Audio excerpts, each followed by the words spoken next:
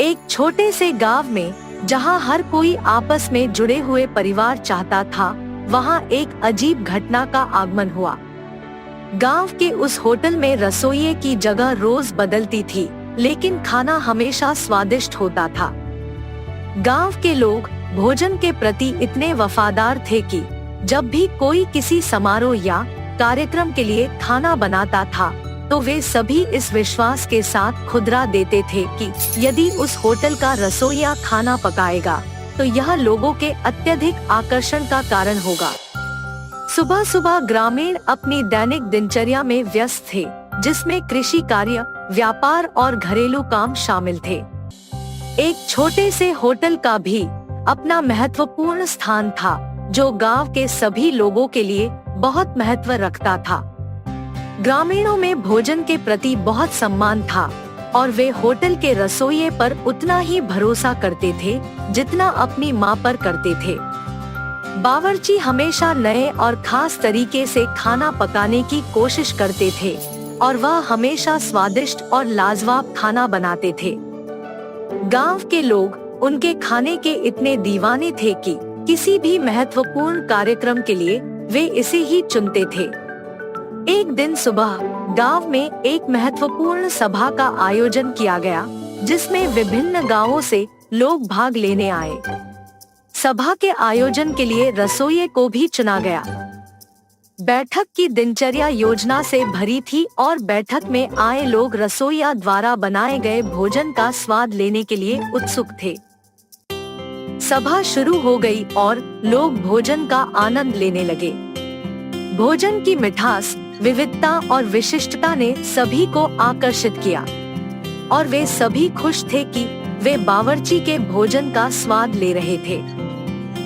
लेकिन यह सब कुछ एक अद्वितीय चीज के पीछे छिपी हुई थी। बावर्ची का असली नाम नहीं था, बल्कि वह एक बुद्धिमान बंदर था जो मानव बुनाई के कपड़ों में विद्यमान था। वह बंदर बहुत ही बुद्धिमान और आलसी था। उसे लगता था कि मनुष्यों के खाने में सिर्फ वही आसक्त हो सकता है जो स्वादिष्ट हो। इसी विचार से उसने मानव बुनाई के कपड़ों में बदलकर खुद को होटल के बावर्ची के रूप में दिखाने का निर्णय लिया।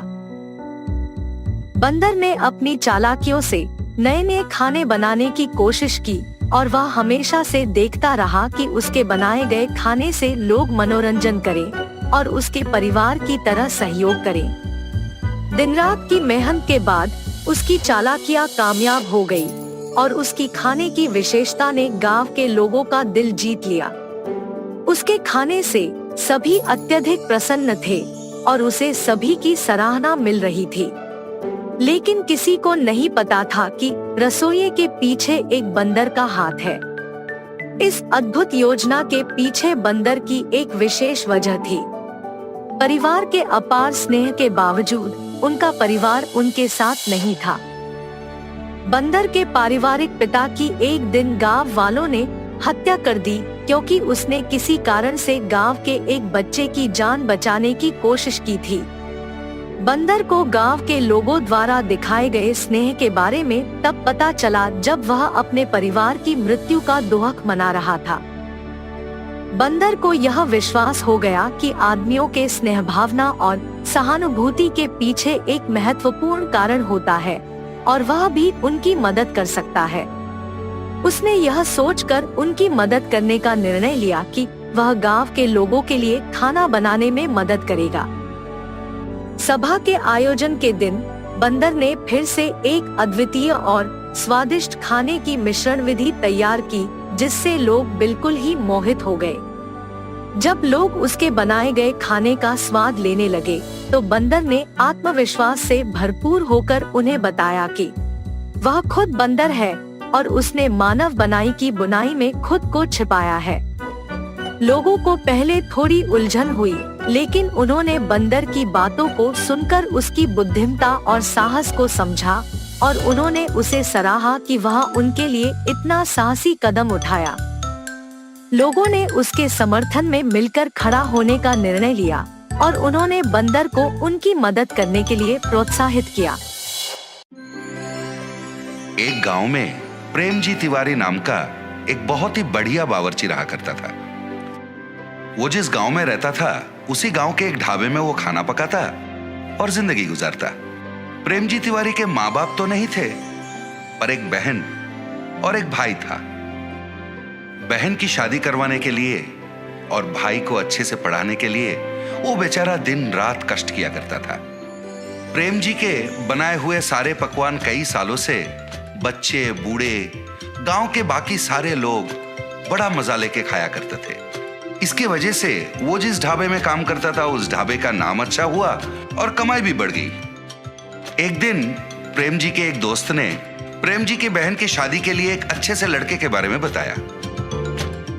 ये सुनकर प्रेम जी ने सोचा ये शादी तो किसी भी तरह करवानी पड़ेगी, चाहे उधार लेना पड़े, पर बहन की शादी होनी चाहिए।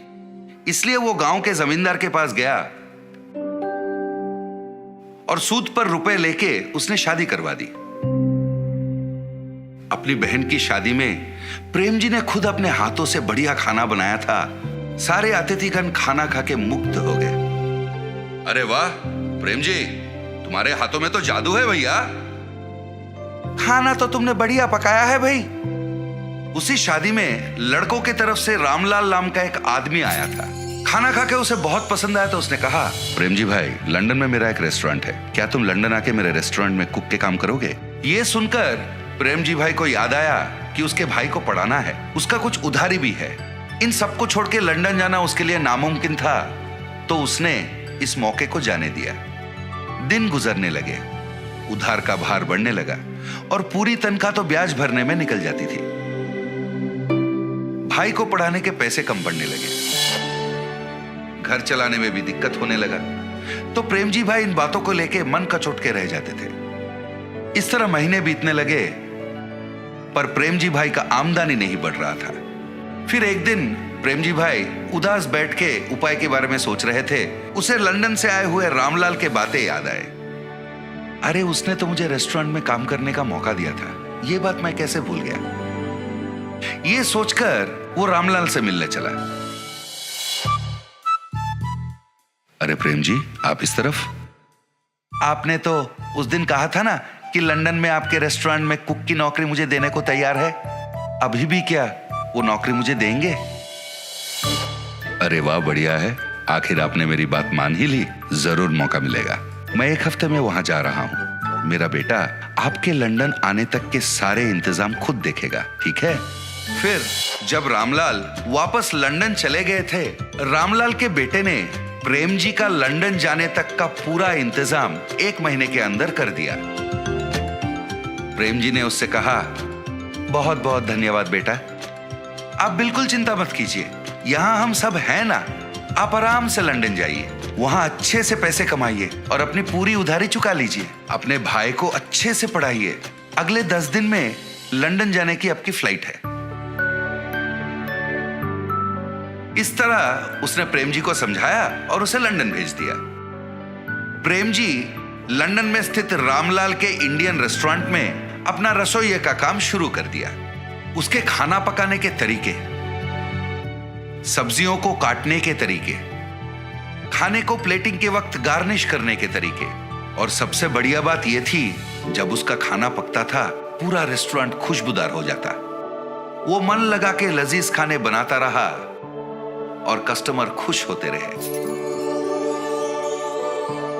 खाने से खुश होकर लोग उसे काफी पैसे टिप में देते थे। इससे प्रेम जी खुश होकर और बढ़िया पकवान बनाने लगा। इधर महीने का तनख्वाह मिलता था और टिप की ऊपरी पैसे होने के कारण उसका आमदनी बढ़ गया, और जितने भी पैसे वो कमाता था पूरे पैसे वो इंडिया भेज देता। फिर रामलाल के बेटे से बात करता और उनसे कहता कि उन पैसों से उसकी उधारी चुका दे और उसके भाई को बढ़िया सा कॉलेज वगैरह में भर्ती करके पढ़ाए। इस तरह 6 महीने बीत गए। इन 6 महीनों में उसने कई बार पूछा कि मेरे भाई से फोन पर बात करवा दे, पर कोई ना कोई कारण बोलकर रामलाल के बेटे उसे टाल देता तो प्रेम जी को संदेह होने लगा। और फिर जब रामलाल अपने बेटे के साथ बात करते थे, वो चुपके से उनकी बातें सुनने लगा। एक दिन रामलाल से मिलने प्रेम जी जा ही रहे थे। उसने देखा रामलाल बहुत गुस्से में किसी से फोन पर बात कर रहा है, तो वो छिप के सुनने लगा। 6 लाख रुपए है भाई, ऐसे थोड़ी ना आ जाते हैं। प्रेम जी का हाथ का खाना बढ़िया है, इसलिए उसे मैं जो तनख्वाह देता हूं और उसके टिप के पैसे मिलाकर हर महीने उन पैसों को मैंने बचा के रखने को कहा था, ना कि इसके बारे में प्रेम जी के भाई को बताने के बारे में। कोई ना कोई उपाय निकाल और मुझे वापस फोन कर। उनकी इन बातों को सुनकर वो तुरंत अपने घर गया, अपना पूरा सामान उसने समेट लिया और उसी वक्त वहां से निकल पड़ा। मैंने इन पे अंधविश्वास किया था और काम करने विदेश तक आ पहुंचा। 1 रुपए मेरा पैसा मैंने नहीं बचा, पूरा पैसा इनको सौंप दिया। पता नहीं उधर मेरे भाई और बहन किस हालत में हैं। पता नहीं मेरा सूद कितना बढ़ गया है। मुझे विश्वास नहीं हो रहा है कि अपने कुकर्मों के लिए इन लोगों ने मुझे वहां से यहां तक ले आया। वो बेचारा रास्ते के एक किनारे बैठकर दुखी हो रहा था। हे भगवान, अब तुम्हारा ही भरोसा है, तुम ही कोई रास्ता निकाल दो भगवान। वो बेचारा कुछ देर वहीं पर भगवान का स्मरण करते बैठा। अचानक से नील रंग के धुआं के बीच में से श्री कृष्ण पधारे। उन्होंने एक बालक का रूप धारण किया। फिर वहीं पर उन्होंने एक फूड स्टॉल को अपने माया से बनवाया और आके प्रेम जी के पास बैठ गए। अंकल, क्या ये फूड स्टॉल आपका है? मुझे बहुत भूख लग रहा है, कुछ पका के खिलाओगे? मैं पैसे भी दूंगा। वो आके प्रेम जी से बातें करने लगे, पर प्रेम जी को तो पता था वो फूड स्टॉल प्रेम जी का तो था ही नहीं। पर कहीं उस बालक को देखकर प्रेम जी को बिछड़ा हुआ अपना भाई याद आया। पता नहीं उसके मन में क्या हुआ। वो उठा और उस फूड स्टॉल की तरफ बढ़ गया। फिर वहां रखे हुए सारे चीजों को देख के सोचने लगा, इसके खाने के लिए क्या पकाऊं? प्रेम जी ने फिर अपनी नजर इधर उधर दौड़ाई तो उसने देखा खाने के कई चीज रखे हुए थे। अरे पता नहीं ये फूड स्टॉल है किसका? इतने सारे खाने की चीजों को यहाँ छोड़ के कहाँ चले गए? वो सोच में पड़ गया। इस तरह अचंभित होकर वो सोच रहा था, वहां खाना खाने दूसरे कस्टमर भी आना शुरू हो गए। प्रेम जी ने उस बालक के लिए बड़े प्यार से खाना पकाया। फिर वो बालक को ढूंढने लगा और वो बालक उसे दिखा नहीं। और इधर वहां बैठे जो बाकी कस्टमर थे वो सारे फूड फूड फूड कहकर प्रेम जी को पुकारने लगे, तो प्रेम जी उनके लिए खाना बनाने में मगन हो गए। इस तरह बिना कुछ सोचे समझे ही प्रेम जी के जीवन में एक नया मोड़ आ गया था। इसके अलावा वो फूड स्टॉल मेरा है कहने वाला कोई आगे ही नहीं आया। तो प्रेम जी ने सोचा शायद ये भगवान की मर्जी है और उन्होंने ही उसे यहाँ भेजा है। वो अपना काम में व्यस्त हो गया। रामलाल को प्रेम जी के फूड स्टॉल के बारे में पता चला तो उसे रोकने वो खुद आ पहुंचे, पर उसे पता नहीं था ये स्वयं भगवान की देन है। वो उसे कहां रोक पाता। इतना ही नहीं, उसका खुद का धंधा ठप होने वाला था और उसका दिवालिया निकलने वाला था। फिर प्रेम जी ने अपने कमाए हुए पैसों को जमा किया और एक विदेशी के सहायता से उसने अपने भाई को लंदन बुला लिया। वो अपने भाई को लंदन में पढ़ाने लगा, अपनी उधारी भी चुका दी और फिर अपनी जिंदगी को वो आराम से खाना पकाते हुए जीने लगा। प्रेम जी अगर रामलाल और उसके बेटे की बातें नहीं सुनता, पार्क में उस बालक की बात मानकर अगर वो फूड स्टॉल में नहीं जाता, तो शायद आज वो अपने भाई बहन के साथ इतनी खुशी खुशी जिंदगी नहीं बिता सकता। विष्णुपुर नामक एक गांव में वीरेश और गृहा नामक 2 अच्छे दोस्त अपने परिवार के साथ रहते थे। दोनों बचपन से बहुत अच्छे दोस्त होने के नाते उनके दोस्ती के भरोसे पे एक लस्सी का व्यापार शुरू करके उसे चलाते हैं। हर रोज वीरेश और गृहन दोनों साथ में उनके लस्सी के दुकान को जाते थे और आते ही दुकान को साफ करके भगवान की पूजा करके लस्सी बनाना शुरू कर देते थे। इनके लस्सी के तैयारी के लिए हर रोज शाम को लीलावती नामक एक बूढ़ी औरत इन्हें दही देने दुकान आया करती थी। और बेटा, व्यापार कैसे चल रहा है? बहुत अच्छा चल रहा है दादी। आपकी इतनी उम्र आने के बाद भी इतना काम करने की क्या जरूरत है दादी? मेरी तो सिर्फ उम्र बढ़ रही है बेटा, शरीर का ताकत तो अब भी जवान है। ऐसे ही दही देने आके उनके साथ थोड़ा बातचीत करके हंस के चली जाती थी। गृहन और वीरेश को भी उनके बारे में अच्छे विचार थे। एक दिन जब लीलावती हर रोज की तरह दुकान को दही देने आई, तो उसने देखा कि वहाँ वीरेश नहीं था। समय देख के, बेटा गृहन, लगता है वीरेश दुकान में नहीं है। जी दादी, नहीं है। क्यों, क्या बात है? इस वीरेश के साथ काम करके क्या ही कमा लोगे तुम? मैं जब भी देखती हूँ सिर्फ तुम सारे काम करते हो, और वो वीरेश तो सिर्फ तुम्हें लस्सी के मटके देते रहता है। ज्यादा काम करने वाले को ही ज्यादा लाभ मिलना चाहिए। ये बात मैं तुम्हें बहुत दिनों से बताने की सोच रही थी। नहीं दादी, आपको जरूर कुछ गलतफहमी हो गई है। मुझे तो वीरेश ने ही लस्सी बनाना सिखाया। उसके काम ना करने का सवाल ही नहीं उठता। आप दुकान आते तो हैं, पर 10 मिनट से ज्यादा कभी नहीं रहती है। इसीलिए आप वीरेश के वास्तविकता से अनजान हैं। ठीक है, तुम्हारी मर्जी बेटा। मुझे जो कहना था मैंने कह दिया। चलो अब मैं निकलती हूँ। और जाते वक्त मन ही मन पछताती है कि उसे ये सब गृहन से कहना ही नहीं था। अगले दिन जब दही देने वापस उनके दुकान जाती है, तो गृहन के ना होने का मौका देख वीरेश को भी वही बताती है जो पिछले दिन गृहन को बताया था। गृहन उसकी बातों की विश्वास करता है, मगर नजरअंदाज कर देता है और यही कहता है कि शायद उसने गृहन को सही तरह से नहीं समझा होगा। लेकिन वीरेश लीलावती के बातों से प्रभावित होकर गृहन पे उसके विचार बदल देता है। अब ये दोनों तो अलग दुकान खोलेंगे और मुझे ज्यादा दही बेचने को मिलेगा। वीरेश लीलावती के कहे बातों को जाके अपनी पत्नी को बताता है। आप कुछ मत सोचिए, मेरी बात सुनकर एक और लस्सी का दुकान खोल दीजिए बस। पर गृहन को क्या बोलूं? यही बोलिए कि जीवन में आगे बढ़ने के लिए ना अलग अलग व्यापार करना बहुत जरूरी है। पत्नी के प्रेरित करने पर वीरेश गृहन को एक नई लस्सी की दुकान खोलने की बात कह देता है और निवेश के पैसे गृहन से वापस ले लेता है। वीरेश के काम में और निर्णय में रुकावट ना बने, इसीलिए गृहन उसे कुछ नहीं कह पाता और वीरेश के दूर होने पर बहुत दुख होता है। गृहन को दुखी होते देख उसकी पत्नी, आपको ऐसे दुखी देख मुझे अच्छा नहीं लग रहा है जी। आपको अपने मन को ये कह के संभालना होगा कि वीरेश जी की स्थितियों ने शायद उन्हें ऐसे करने पर मजबूर किया होगा।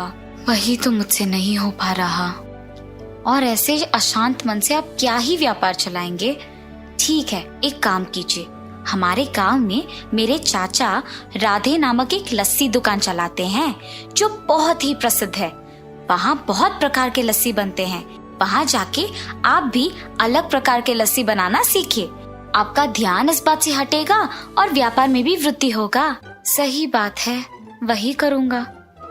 ऐसे गृहन 6 गांव बाद वाले भीष्मा नगर में अपने रिश्तेदार के घर जाता है।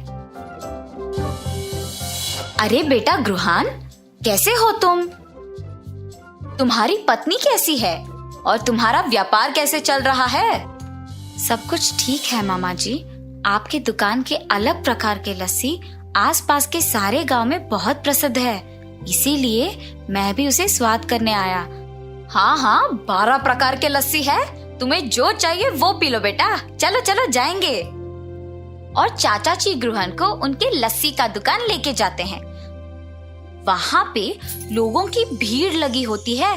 टिकट खरीद के लाइन में खड़ा होके इंतजार करने के बाद उन्हें लस्सी मिलती थी। ये सब गृहन को बहुत नया और अलग लगता है। और दुकान के अंदर जाने के बाद वहाँ पे अलग तरह के लस्सी बनते हुए और बनाने का तरीका देख गृहन भी वहाँ के कार्मिक के साथ लस्सी मिलाता है। और ऐसे ही जितने भी दिन उस गांव में रहता है, ग्रुहन अलग प्रकार के लस्सी बनाना सीख लेता है। वापस गांव आने के बाद ग्रुहन उसके दुकान में अलग तरह के लस्सी बनाना शुरू कर देता है। वो उसके दुकान के सामने लस्सी के रंगीले चित्र बनवाता है ताकि ग्रामीणों को पता चले कि ग्रुहन के दुकान में विभिन्न प्रकार के लस्सी मिलते हैं, और उसके नाम भी लिखवाता है। वहां से गुजरते हुए ग्रामीण उसे देख आश्चर्यचकित होके उसे पढ़ते हैं। इंडियन लस्सी, पंजाबी लस्सी, आम की लस्सी, नमकीला लस्सी, मीठा लस्सी, मलाई लस्सी, केले का लस्सी, मसाला लस्सी, केसर की लस्सी, चॉकलेट लस्सी, गुलाब लस्सी। ऐसे नए नाम और रंगीले चित्र देख गांव वाले भी उन नए तरह के लस्सियों को स्वाद करने आते हैं। ग्रुहन, कुछ विशेष बात है? इतने प्रकार के लस्सी, जरा मसाला लस्सी देना। और ऐसे मसाला लस्सी पी लेता है। अरे वाह, बहुत ही स्वादिष्ट है ग्रुहन, जरा एक और देना। ऐसे बहुत लोग ग्रुहन के दुकान पे उपलब्ध उन लस्सियों के प्रशंसक बन जाते हैं और ग्रुहन को अच्छा आमदनी भी मिलता है। गांव में लस्सी वाला तो सिर्फ ग्रुहन को ही मानते थे, मगर दूसरी तरफ वीरेश के द्वारा निर्मित लस्सी का दुकान ग्रुहन के अलग तरह के लस्सियों की तुलना में फीकी पड़ गई थी और उसे कोई आमदनी नहीं मिल रहा था। और ऐसे वीरेश को अपने गलती का एहसास होता है और वो वापस ग्रुहन को जाके पूछता है, क्या हम वापस साथ में व्यापार कर सकते हैं? और ग्रुहन बिना कुछ सोचे पूछे खुशी खुशी हाँ कर देता है। उसी समय लीलावती वहाँ दही देने आती है। ये क्या है ग्रुहन, तुम्हारे दुकान में वीरेश है? जिस व्यापार के लिए तुम्हें छोड़ दिया था, इसे तो वहाँ होना चाहिए ना। ये दुकान सिर्फ मेरा नहीं बल्कि वीरेश का भी है। तुम्हारे बातों से प्रभावित होके मैंने अपने बचपन के दोस्त को दुख पहुंचाया। अगर अगली बार मुझे पता लगा कि तुम ऐसे काम कर रही हो तो तुम्हारी उम्र की भी इज्जत नहीं करूंगा। वीरेश के बातें सुन के लीलावती डर के मारे वहां से चली जाती है और ग्रुहन वीरेश की बातों पे हंसता है। ऐसे वो बिछड़े हुए दोस्त वापस मिल जाते हैं और खुशी से अपना व्यापार चलाते हैं। इस कहानी का नैतिक क्या है बच्चों?